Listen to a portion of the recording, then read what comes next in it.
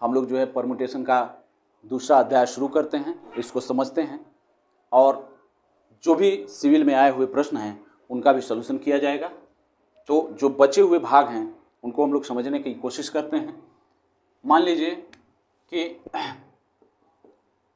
जो चीज़ मैंने पढ़ा दी है परमुटेशन में, उसके बाद भी बहुत सारी चीज़ें अभी बाकी हुई हैं जिनको पूरा करना है, तो हम लोग इनको प्रश्नों के माध्यम से ही समझते हैं। जैसा कि मैंने परमुटेशन में कुछ चीज़ें बताया है, जैसे कि एक मान लीजिए कि इसका सूत्र मैंने बता रखा था कि अगर जो हमारे पास n ऑब्जेक्ट्स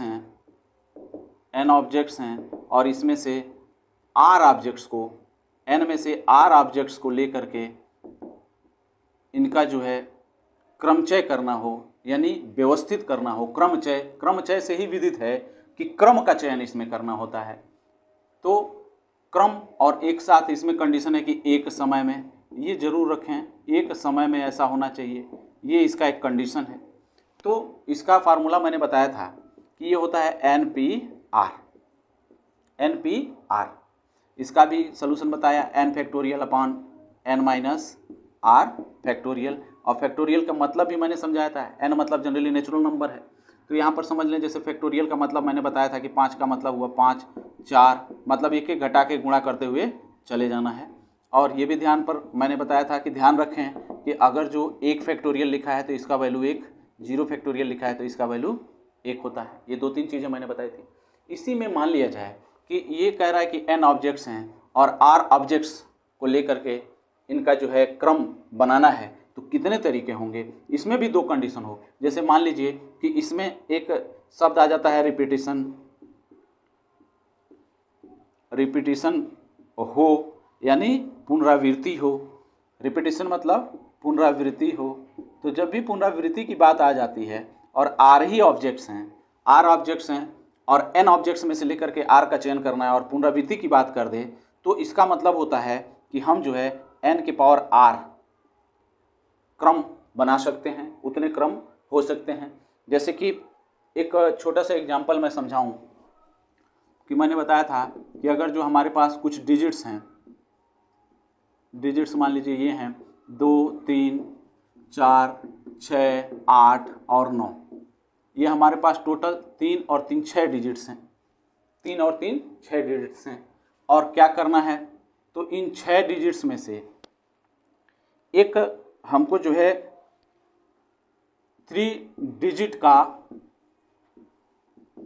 नंबर बनाना है, 3 डिजिट का नंबर बनाना है। अब इसमें कंडीशन ये है, कंडीशन फर्स्ट कि पुनरावृत्ति न हो,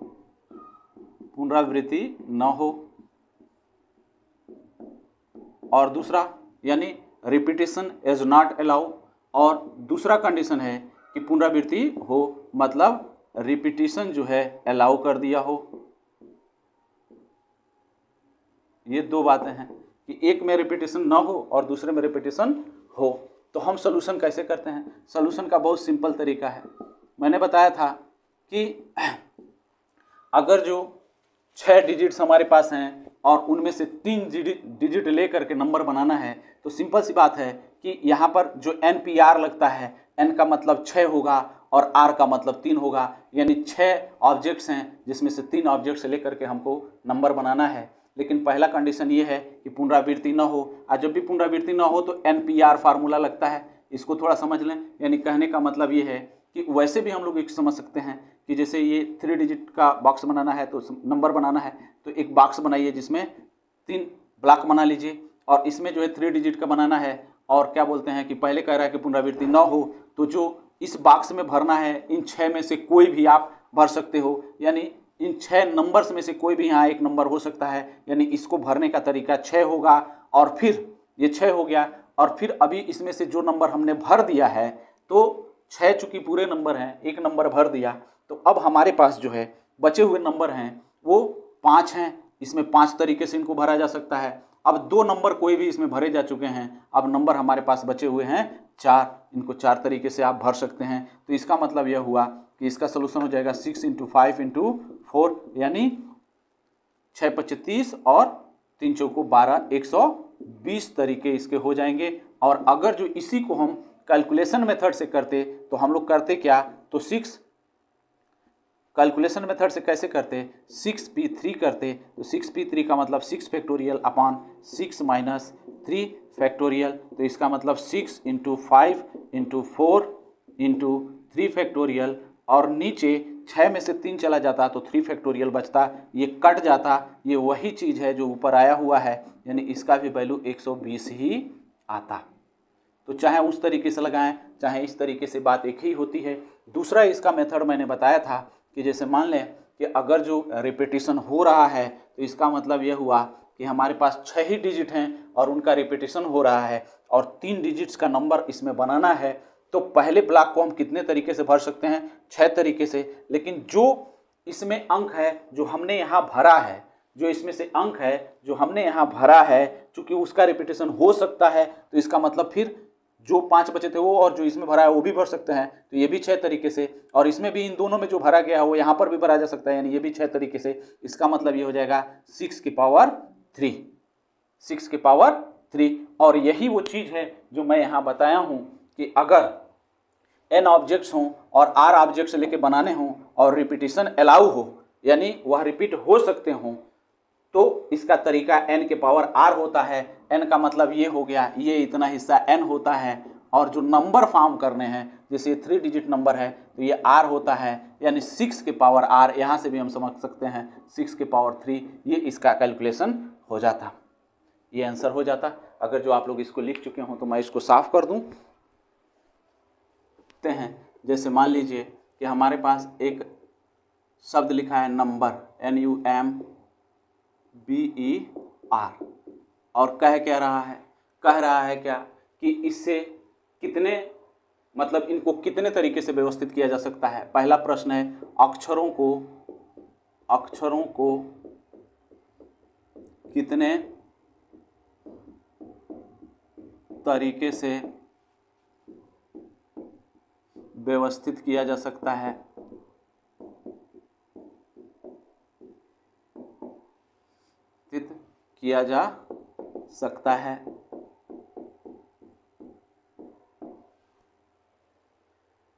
जबकि पुनरावृत्ति न हो,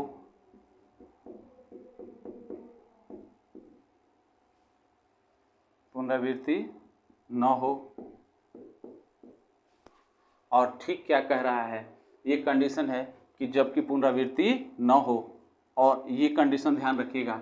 और फिर क्या कह रहा है, फिर कह रहा है क्या कि जो है दूसरा कंडीशन जब पुनरावृत्ति हो, यानी पुनरावृत्ति अलाउ हो, यानी पुनरावृत्ति भी हो सकता है, पुनरावृत्ति हो। तो अब देखिए सॉल्यूशन कैसे करेंगे भाई। इसमें जो है पहला पार्ट कह दिया कि कितने तरीके से आप व्यवस्थित कर सकते हैं जबकि पुनरावृत्ति हो।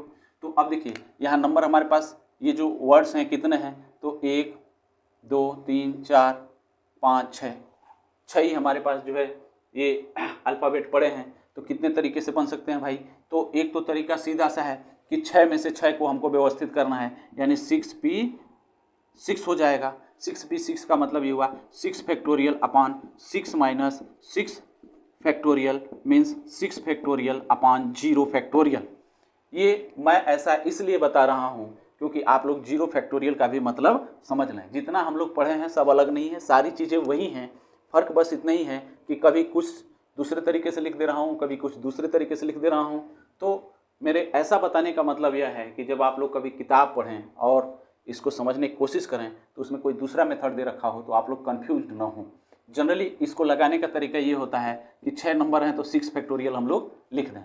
6 फैक्टोरियल का मतलब जैसे 6 into 5 into 4 into 3 into 2 into 1, यानी 6 × 5 = 30 और 4 × 3 = 12 और 12 दूना 24 और 24 24 × 3 = 48 24 × 3 = 72 720 वेज हो जाएंगे। ये यहाँ से भी कैलकुलेशन करेंगे तो 0 फैक्टोरियल का वैल्यू 1 होता है, इसका मतलब ये 6 फैक्टोरियल आता है और आंसर 720 ही आता।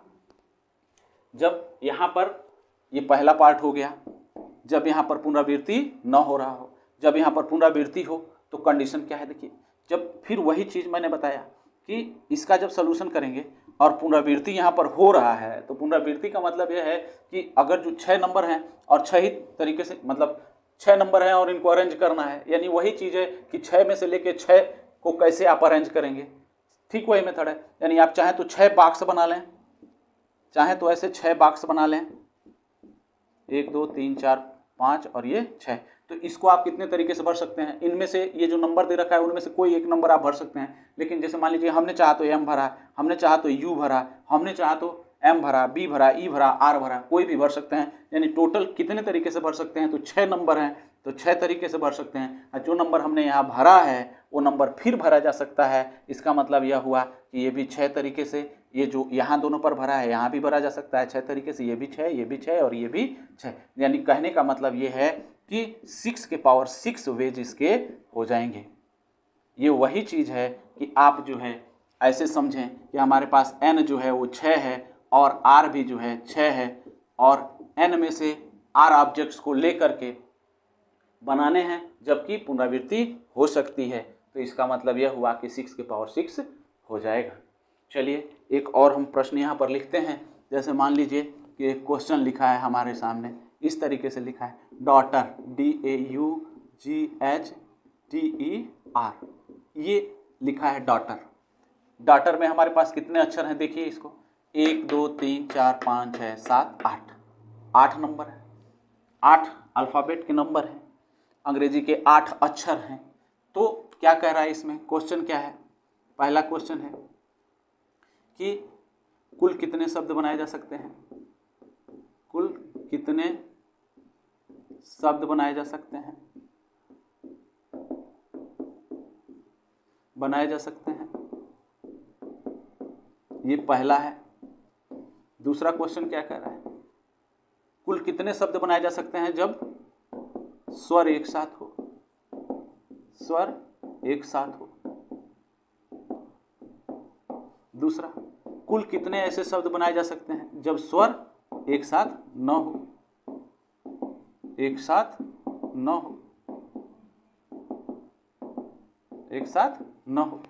तो ये क्या करना है भाई, कैलकुलेशन करते समय हम देखते हैं कि हम सॉल्यूशन करने चल रहे हैं। सॉल्यूशन में पार्ट फर्स्ट है, क्या है कि कितने शब्द बनाए जा सकते हैं, कितने शब्द बनाए जा सकते हैं। इसमें पुनरावृत्ति हो न हो ये सब नहीं पूछा है। मान लीजिए कि अगर जो कहता कि पुनरावृत्ति हो और फिर पुनरावृत्ति न हो, तो ऐसे कंडीशन में इसका कैलकुलेशन हम कैसे करते, तो बहुत सिंपल सा चीज़ है।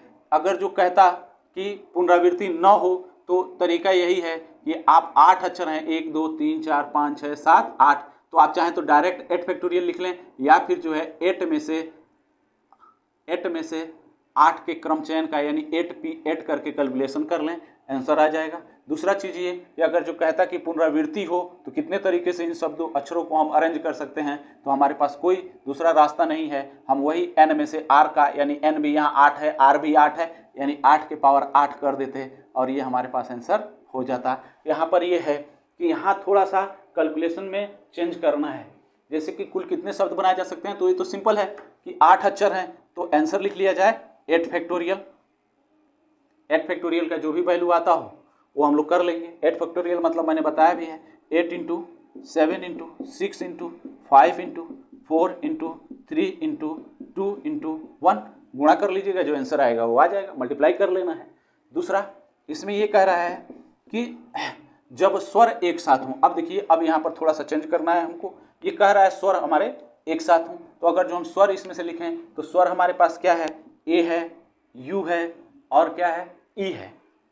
ये 3 स्वर हैं, इनको एक साथ रहने देते हैं और बॉक्स बना लेते हैं, तो ये एक साथ ही रहेंगे। लेकिन अब क्या कंडीशन है, तो और कौन कौन से इसमें बचे हैं, तो डी बचा है, जी बचा है, एच बचा है, टी बचा है, आर बचा है। यानी क्या बचा, डी बचा है, जी बचा है, एच बचा है, टी बचा है और आर बचा है। तो इस तरीके से हम देखें कि स्वर एक साथ रहें, तो ये थोड़ा ध्यान रखना है हम लोगों को कि जब भी इस तरीके का कंडीशन आ जाए तो स्वर एक साथ ही रहेंगे। बस ये है कि मैंने बताया है कि परम्यूटेशन का मतलब यही है कि अक्षर अपना स्थान बदल सकते हैं और वही उनका व्यवस्थित होने का तरीका है जो हमको फाइंड करके क्रमचय में बताना होता है। तो हम क्या करेंगे, ध्यान दीजिए, यहाँ पर ध्यान यही देना है कि जब स्वर एक साथ हों तो इनको एक साथ लिख लिया जाता है, बाकी जो कॉन्सोनेंट हैं उनको एक साथ लिखा जाता है। तो तो कहने का मतलब इनको एक आप मान के गिनोगे इनकी संख्या, डी के लिए 2, जी के लिए 3, एच के लिए 4 और टी के लिए 5 और आर के लिए 6, यानी इसमें स्वर भी शामिल होता है। हाँ, और ध्यान ये रखना है, अगर जो 6 अक्षर हैं और 6 तरीके से इनको व्यवस्थित करना है तो आंसर क्या हो जाएगा 6 फैक्टोरियल। लेकिन हाँ, ये भी ध्यान रखना है कि ये जो स्वर एक साथ हो रहे हैं, तो जैसे ए ई के साथ रहे चाहे यू के साथ रहे और ई ए के साथ रहे चाहे यू के साथ रहे, बात यही कही जाएगी कि सभी स्वर एक साथ हैं। ऐसा नहीं है कि इनमें से कोई एक स्वर, ये जो कॉन्सोनेंट है इनके बीच में आ गया है, ऐसा नहीं है, सभी स्वर साथ में ही है, लेकिन ये भी अपना स्थान इंटरचेंज कर सकते हैं। तो कहने का मतलब ए चाहे ई की जगह पे चला जाए, ई चाहे ए की जगह पे चला जाए, यू ए की जगह पे आए या यू ई की जगह पे जाए, कहने का मतलब ये आपस में स्थान बदल सकते हैं। तो ये 3 हैं, तो ये कितने तरीके से हो सकता है, तो 3 तरीके से हो सकता है। इसका मतलब ये इसका आंसर हो जाएगा 6 फैक्टोरियल इंटू 3 फैक्टोरियल। आप लोग इसका कैलकुलेशन कर लीजिएगा, कैलकुलेशन मैंने बता ही दिया है। तीसरा जो इसमें का है कि जब स्वर एक साथ न हो, तो भाई हम क्या करते हैं कि हमने ये निकाला कि जब स्वर साथ में है तो 6 फैक्टोरियल इंटू 3 फैक्टोरियल करके कैलकुलेशन कर दिया है। अब हमको ये बताना है कि स्वर एक साथ न है, तो मेथड ऐसे समझते हैं कि हम ये देख लें कि कुल कितने शब्द बन सकते हैं और उसमें से उन शब्दों को घटा दें जब वो एक स्वर एक साथ हों, तो हमारे आंसर में जब स्वर एक साथ न होंगे वो वाला कैलकुलेशन आ जाएगा। यानी कहने का मतलब ये है कि जब ये पूछ रहा है कि स्वर एक साथ नहीं है, तो मतलब टोटल में से उन संख्या को घटा लें जब स्वर एक साथ हो, तो आंसर आ जाएगा जब स्वर एक साथ न हो। तो कहने का मतलब जब स्वर एक साथ न हो तो इसका सोल्यूशन क्या हो जाएगा, तो पहले टोटल नंबर कितने तरीके से अरेंज कर सकते हैं 8 अक्षर को 8 फैक्टोरियल तरीके से, और जब स्वर एक साथ हैं तो इनको कितने तरीके से अरेंज कर सकते हैं, तो 6 फैक्टोरियल इंटू 3 फैक्टोरियल तरीके से। यानी यही हमारा आंसर हो जाएगा 8 factorial minus 6 factorial into 3 factorial. अब अगर जो आप लोग को ये समझ में आ गया हो तो मैं इसको साफ कर दूं। आइए अब हम लोग जो है परमुटेशन में एक दूसरा प्रकार है जिसको देखते हैं और उसको समझने की कोशिश करते हैं। जैसे मान लीजिए कि हमारे पास टोटल n ऑब्जेक्ट्स हैं। कितने ऑब्जेक्ट्स हैं, n ऑब्जेक्ट्स हैं, और इन ऑब्जेक्ट्स में ये कहानी है कि P1 एक प्रकार का है, वन टाइप के हैं, और इसी में P2 मतलब वन टाइप का है, और इसी में एक P3 जो है वो भी वन टाइप का है। तो इसका कैलकुलेशन कैसे करेंगे, कहने का मतलब ये कि जब भी n ऑब्जेक्ट्स हों और उसमें से P1, P2 और P3 ऑब्जेक्ट्स जो हैं एक समान हैं, तो इनका जो है जो टोटल वेज होता है कि कितने तरीके से ये अरेंज हो सकते हैं, total ways to arrange these numbers are, ध्यान से देख लीजिए क्या होगा, मतलब इनको व्यवस्थित करने की कुल संख्या कितनी हो जाएगी, तरीके कितने हो जाएंगे, तो n factorial upon P1 factorial into P2 factorial, P2 factorial into P3 factorial. ये एक समझने वाला विषय है, इनको हम एग्जाम्पल के माध्यम से समझेंगे तो समझ में आएगा। जैसे कि मान लीजिए कि एक शब्द हमारे पास लिखा है इलाहाबाद, ALLAHABAD, इलाहाबाद। पूछ रहा है क्या पूछ रहा है कि पहला प्रश्न है, ध्यान से देखिएगा, पहला प्रश्न अक्षरों को कितने तरीके से व्यवस्थित किया जा सकता है,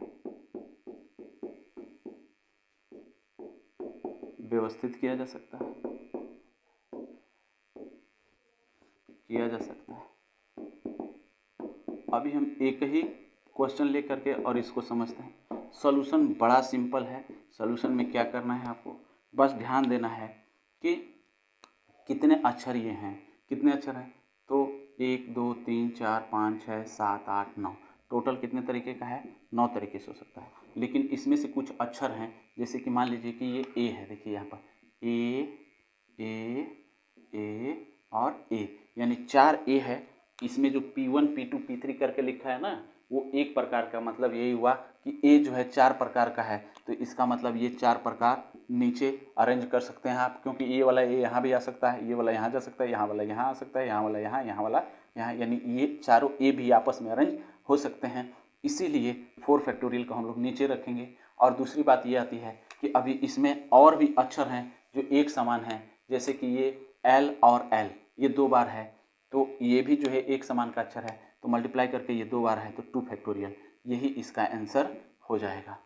फैक्टोरियल का मैंने बता ही दिया है मतलब कि फैक्टोरियल मतलब क्या होता है, इसको आप लोग लिख लीजिएगा आसानी से, बहुत आसानी से आप लोग को ये सारी चीज़ें समझ में आ जाएंगी। इन तरीके के प्रश्नों को हल करने का तरीका यही होता है। जैसे मान लीजिए कि मैं एक क्वेश्चन यहाँ पर और लेता हूँ। क्वेश्चन ये है कि एक बॉक्स है या फिर एक बड़ा सा बॉक्स है, झोला है समझिए, इसमें जो है 3 रेड डिस्क हैं, 3 रेड बॉल्स हैं, बॉल्स समझ लें, डिस्क छोड़ें बॉल्स, और 4 जो है वाइट बॉल्स हैं, वाइट बॉल्स हैं, और जो है 2 येलो बॉल्स हैं।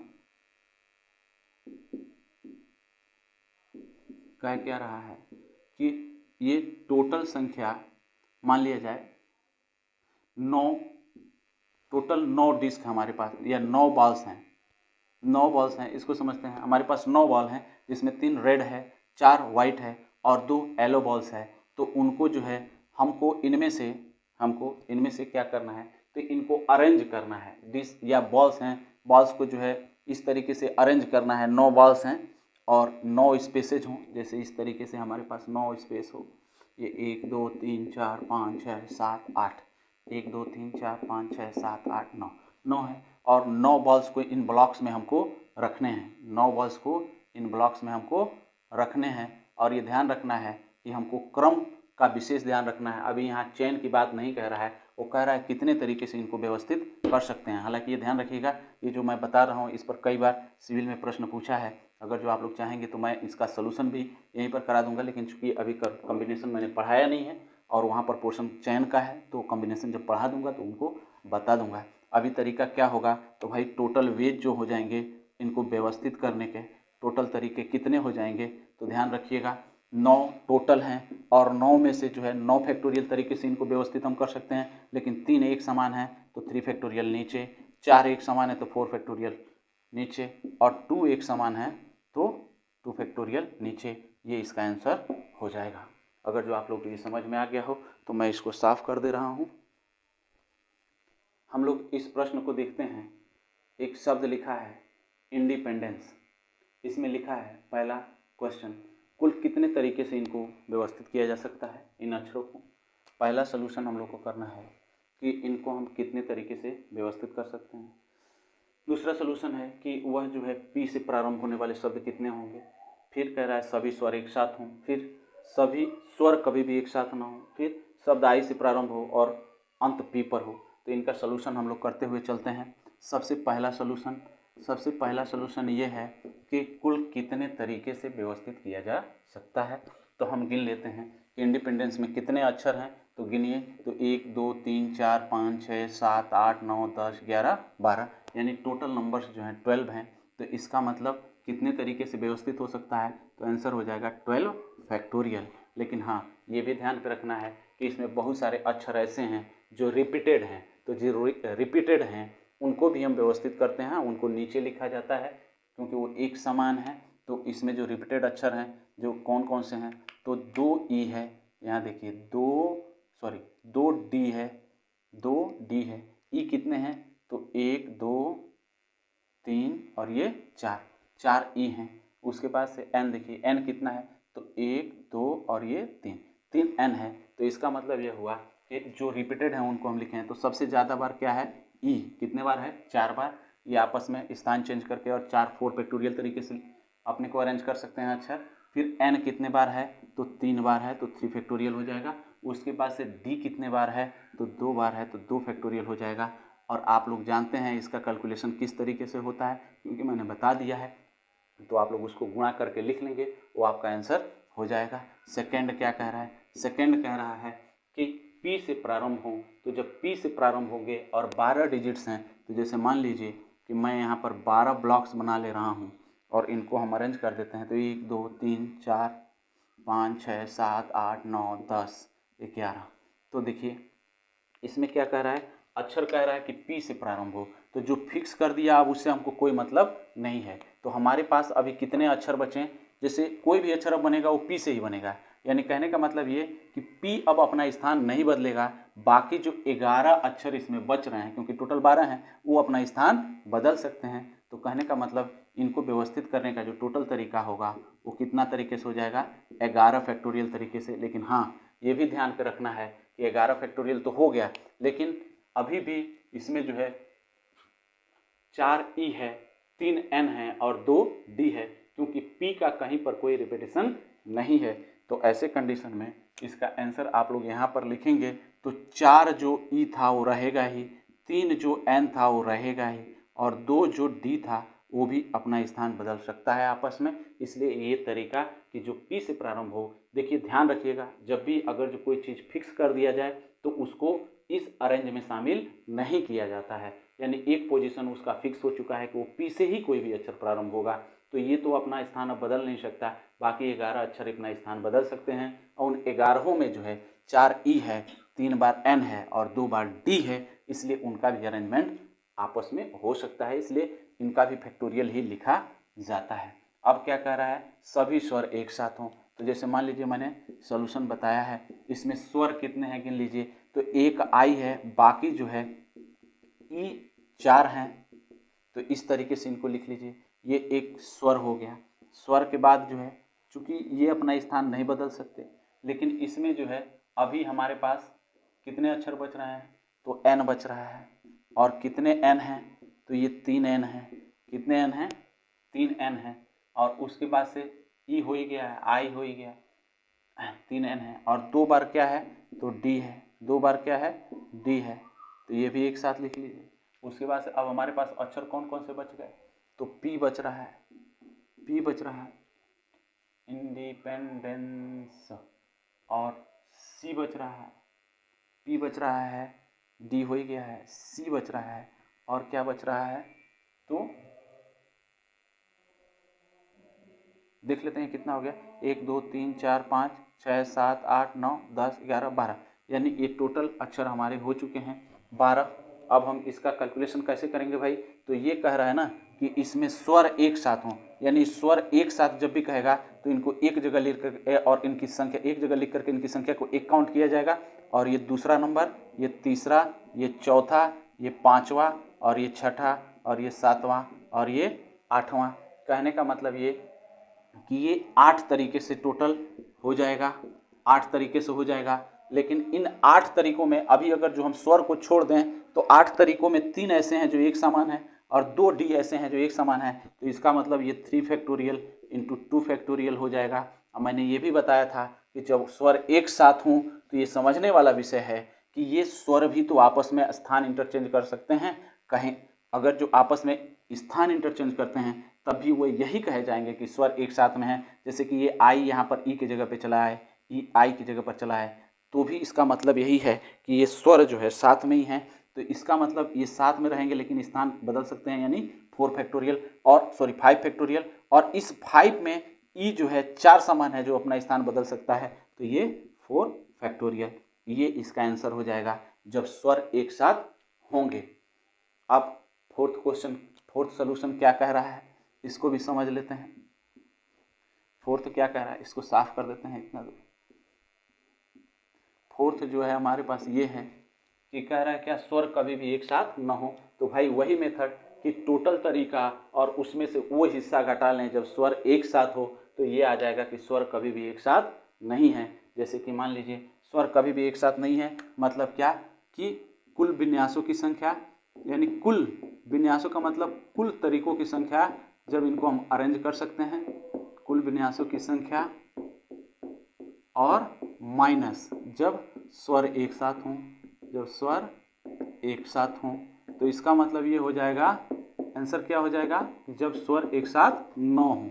जब एक स्वर एक साथ ना हो मतलब कुल कितने तरीके से बन सकते हैं, अक्षर अरेंज हो सकते हैं, और फिर उन अक्षरों को घटा लें जब वो स्वर एक साथ हों, तो इसका सलूशन वही हो जाएगा क्या भाई, तो टोटल तरीका क्या है, तो 12 factorial upon 4 factorial into 3 factorial into 2 factorial minus जब स्वर एक साथ हों, यानी 8 factorial upon 3 factorial into 2 factorial into 5 factorial upon 4 factorial. ये आप लोग समझ लें, ये इसका कैलकुलेशन हो जाएगा। बाकी आप लोग कैलकुलेशन कर ही सकते हैं, गुणा भाग गुणा करना है, गुणा करके लिख लीजिएगा, आंसर हो जाएगा। फिर इसके बाद से क्या कह रहा है, शब्द आई से प्रारंभ हो और अंत पी पर हो, तो इसको हम लोग समझते हैं। ये 5वां प्रश्न है, शब्द आई से हमको प्रारंभ करना है और अंत किस पर करना है, पी पर। यानी कहने का मतलब ये हुआ कि पहला स्थान आई होगा और दूसरा स्थान पी का होगा। और ये अब ध्यान रख लीजिए कि आई और पी 2 पोजीशन इसमें से घट गए और टोटल नंबर जो है 12 हैं, तो 2 पोजीशन घटा लें तो हमारे पास टोटल कितने अक्षर बचे, 10। तो उनको अरेंज कितने प्रकार से कर सकते हैं, 10 तरीके से। और ये भी ध्यान रखने की जरूरत है, आई और पी का रिपीटेशन नहीं है, यानी इसमें ऐसा नहीं है कि 2 बार आई हो या 2 बार पी हो। जो रिपीटेशन था वो किनका था, ई का, एन का और डी का। यानी ई 4 बार था जो इसमें हाई है ऑलरेडी 10 में से, और एन 3 बार था जो ऑलरेडी है, और डी 2 बार था जो ऑलरेडी है। तो ये इसका आंसर हो जाएगा। चलिए, अगर जो आप लोग इसको लिख चुके हों तो मैं इसको भी मिटा दूं। आइए हम लोग इन प्रश्नों को देखते हैं। जैसे कि यहाँ पर एक प्रश्न लिखा है कि 5 लड़के हैं और 3 लड़कियां हैं, इनको एक पंक्ति में कितने तरीके से बैठा सकते हैं जबकि कोई भी 2 लड़के एक साथ नहीं बैठते हैं। ठीक दूसरा प्रश्न यहाँ पर है कि 5 पुरुष हैं और 4 महिलाओं को एक पंक्ति में इस प्रकार बैठाना है कि महिलाएं सम स्थान पर हों, ऐसे कितने विन्यास संभव। तो कितने तरीके से बैठा सकते हैं, ये भी मतलब विन्यास ही पूछ रहा है। सॉल्यूशन करने का तरीका इसका देख लें। भाई ये कह रहा है कि 5 हमारे पास लड़के हैं और 3 गर्ल्स हैं, और प्रश्न ये कह रहा है कि कोई भी 2 लड़के एक साथ नहीं बैठते हैं। तो जैसे मान लीजिए कि मैंने यहाँ पर एक बॉय बैठाया, तो इसके आगे पीछे हम क्या बैठा सकते हैं, गर्ल्स गर्ल्स। फिर यहाँ पर क्या बैठा लें, बॉय, तो यहाँ पर क्या हो, गर्ल्स। फिर यहाँ पर क्या बैठा लें, बॉय। फिर यहाँ पर क्या हो, तो गर्ल्स हो। फिर यहाँ पर क्या बैठा सकते हैं, बॉय। फिर यहाँ पर क्या हो, गर्ल्स। और फिर यहाँ पर क्या, बॉय। और फिर यहाँ पर गर्ल्स। कहने का मतलब ये है कि हमको इस तरीके से बैठाना है कि हमारे पास चूंकि बॉयज़ कितने हैं, बॉयज़ हमारे पास 5 हैं, तो हमने 1 2 3 4 और 5, ये 5 बॉयज़ के लिए हमने बैठाने का व्यवस्था किया है। लेकिन हमको इस तरीके से बैठाना है कि कोई भी 2 लड़के एक साथ ना हो। तो भाई अरेंजमेंट में तो ऐसा दिख रहा है कि कोई भी 2 लड़के एक साथ नहीं है, लेकिन हाँ यहाँ पर जो ये खाली जगह दिख रहा है गर्ल्स वाला, इनकी संख्या देखिए आप लोग, तो कितना है, तो 1 2 3 4 5 6। तो यहाँ पर गर्ल्स हमारे पास 3 ही है और संख्या 6 है। कहने का मतलब ये है कि ये वास्तव में गर्ल्स की संख्या नहीं निर्धारित कर रहा है, ये सिर्फ एक खाली जगह है, वैकेंट प्लेस है कि यहाँ पर हम लड़कियों को बैठा सकते हैं। ये खाली जगह हैं जहाँ पर हम लड़कियों को बैठा सकते हैं। तो इनको थोड़ा समझिएगा। हाँ, ये भी ध्यान रखिएगा कि शुरू भी खाली से करें और लास्ट भी खाली से करें, क्योंकि लड़कों के पास मतलब 2 लड़के एक साथ नहीं बैठेंगे, ये ध्यान रखना है। यानी कहने का मतलब ये 5 लड़के हैं, तो ये कितने तरीके से बैठ सकते हैं भाई, ये 5 लड़के कितने तरीके से बैठ सकते हैं। मान लीजिए कि ये वाला लड़का जो है रोहित है, यहाँ मोहित है, तो दोनों लड़के हैं, तो मोहित रोहित की जगह पे आ जाए, रोहित मोहित की जगह पे चला जाए। यहाँ विवेक है, ये विवेक भी रोहित या मोहित की जगह पे आ सकता था, है तो लड़का, यानी लड़कों का स्थान नहीं बदलेगा, लेकिन लड़के आपस में अपना स्थान बदल सकते हैं। तो कहने का मतलब ये है कि ये 5 लड़के हैं, तो कितने तरीके से बैठ जाएंगे, तो 5 तरीके से। लेकिन हाँ, ये ध्यान रखना है कि ये जो खाली जगह है, इन जगहों में हमको लड़कियों को बैठाना है। यानी कितने तरीके से ऐसा संभव है, तो ये तरीका ये हो रहा है कि खाली जगह हमारे पास 6 बच रहे हैं जहाँ पर लड़कियाँ बैठती, और बैठना चूंकि 3 ही को है, तो कहने का मतलब ये कि 5 फैक्टोरियल तो लड़के हो गए, लेकिन 6 खाली जगह हैं जिनमें से 3 लड़कियां हैं, और इन्हीं 3 लड़कियों को इन 6 प्लेसेज में बैठाना है। यानी 6 में से 3 को हमको अरेंज करना है, तो ये 6 भी 3 हो जाएगा। कहने का मतलब ये 5 factorial into 6 factorial upon 6 minus 3 factorial, तो मल्टीप्लाई कर लें तो क्या हो जाएगा, तो 5 इंटू 4 इंटू 3 फैक्टोरियल इंटू 6 का मतलब 6 into 5 into 4 into 3 into 2 into 1 और अपॉन 6 में से 3 चला जाएगा तो 3 फैक्टोरियल, इस 3 फैक्टोरियल से इस 3 फैक्टोरियल को काट दीजिए, ये 4 पच्चे 20 हो जाएगा और इसका मल्टीप्लाई आप लोग करेंगे तो ये 720 आएगा, 720 आएगा। अब इसका गुणा कर लीजिए, 2 दूना 4, 2 सते 14 और 2 जीरो लगा लीजिए, यानी 14,400 तरीके होंगे। ये हमारा आंसर हो जाएगा। इनको आप लोग बढ़िया से समझ लीजिएगा, इसलिए ऐसे प्रश्न भी आते हैं पेपर में। हाँ, यहाँ पर एक और प्रश्न दे रखा है, इसमें क्या कह रहा है भाई, तो इसमें ये कह रहा है कि 4 पुरुष हैं और 5 पुरुष हैं और 4 महिलाएं हैं। एक पंक्ति में इस प्रकार बैठाना है कि महिलाएं सम स्थानों पर बैठें। सम स्थान का मतलब ये होता है कि वुमेन्स का जो प्लेस होगा वो इवन प्लेस होगा, न कि आड प्लेस होगा। ये इवन प्लेस पर बैठेंगी सब महिलाएं। तो हम क्या करते हैं कि भाई टोटल 9 लोग हो रहे हैं। 9 लोग में ये 1 2 3 4 5 6 7 8, ये 9 लोग हो रहे हैं। और 9 लोगों में ये करना है कि महिलाएं सम स्थानों पर बैठेंगी। तो इनकी संख्या अगर जो लिखा जाए तो 1 2 3 4 5 6 7 8 और 9, यानी सम स्थान कौन सा है, 2 है, 4 है, 6 है और 8 है। तो यहाँ पर 4 महिलाएं बैठेंगी और 4 प्लेसेज हैं, यानी यहाँ पर M1 बैठ जाए, यहाँ पर सॉरी ऐसे समझें कि ये पहली महिला है यानी वोमेन फर्स्ट है, ये वोमेन सेकेंड है, ये वोमेन 3 है और ये वोमेन 4 है। 4 महिलाएं थी, ये 4 जगहों पर बैठ गई। और फिर क्या कह रहा है, तो 5 पुरुष हैं और ये अब कहीं भी बैठे, इनसे इनको कोई मतलब नहीं है। तो 5 पुरुष को हम कितने तरीके से बैठा सकते हैं, तो यहाँ पर पहला, दूसरा यहाँ पर, तीसरा मेन यहाँ पर, चौथा मेन यहाँ पर और 5वां मेन यहाँ पर।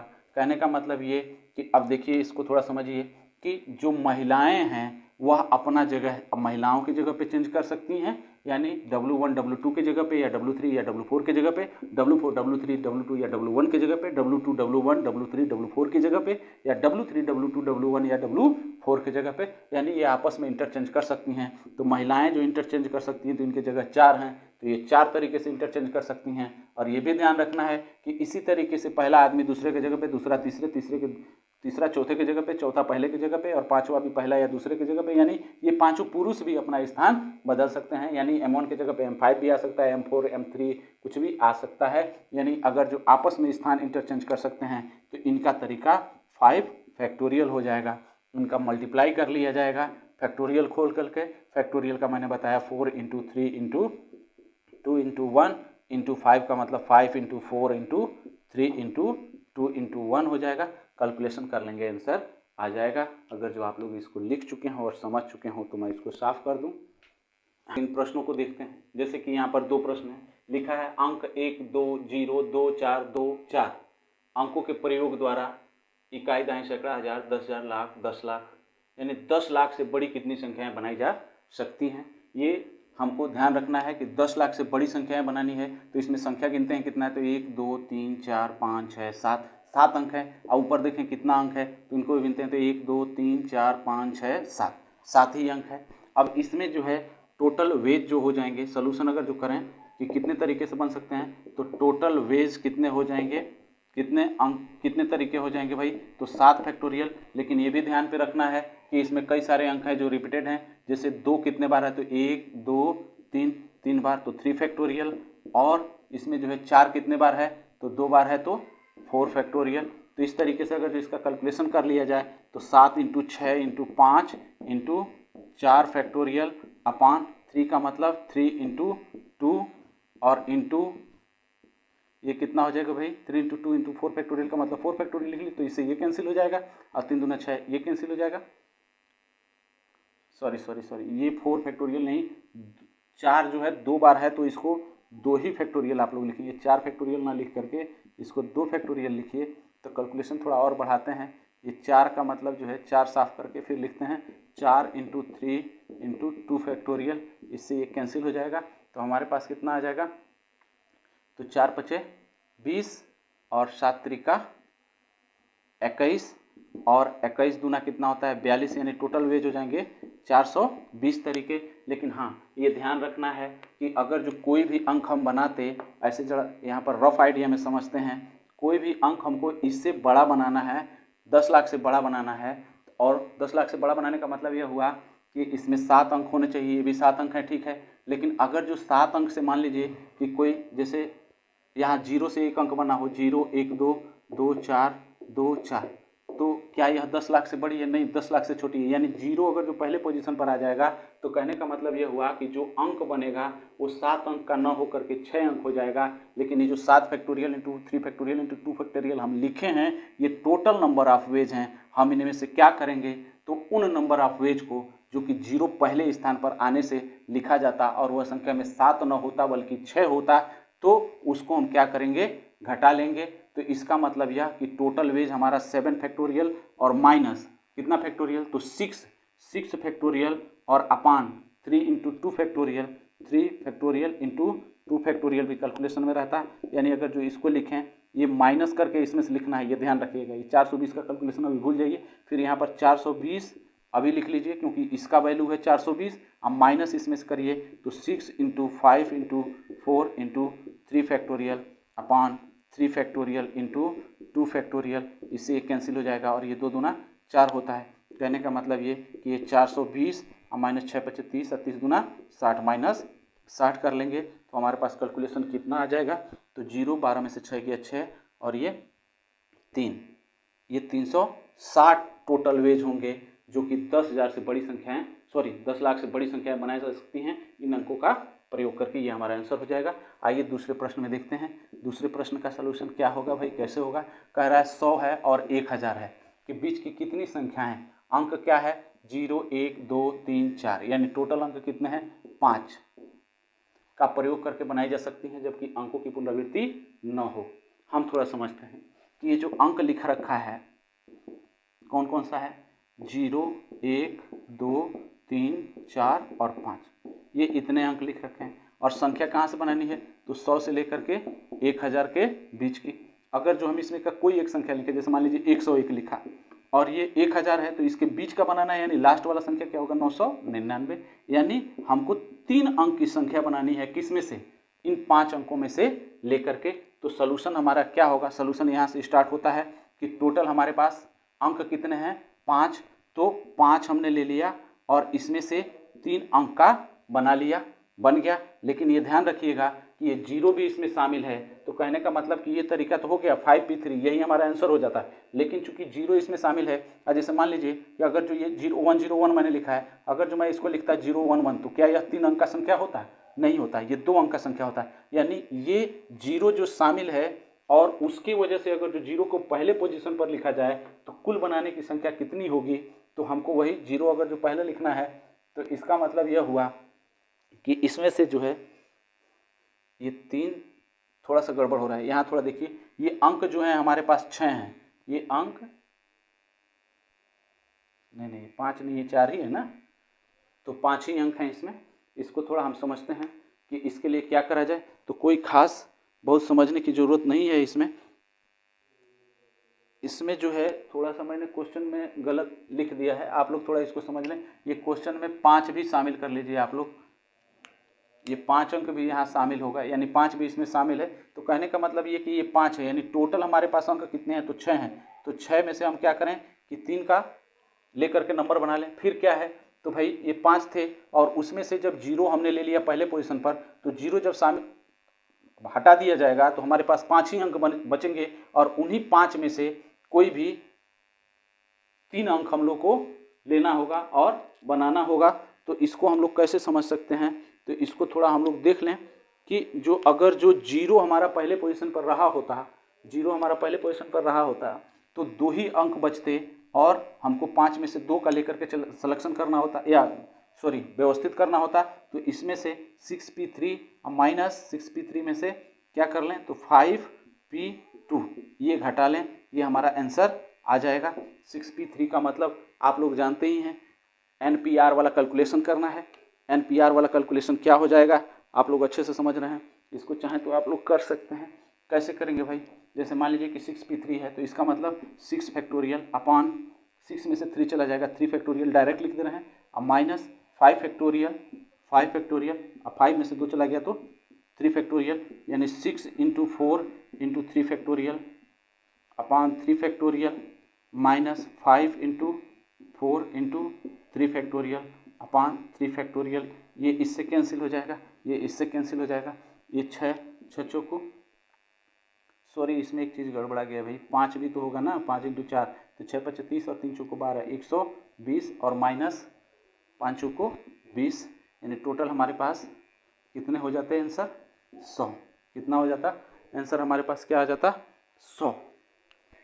चलिए आज मैं अपने इस लेक्चर को यहीं ख़त्म करता हूँ और परमुटेशन हम लोग का ख़त्म हो चुका है।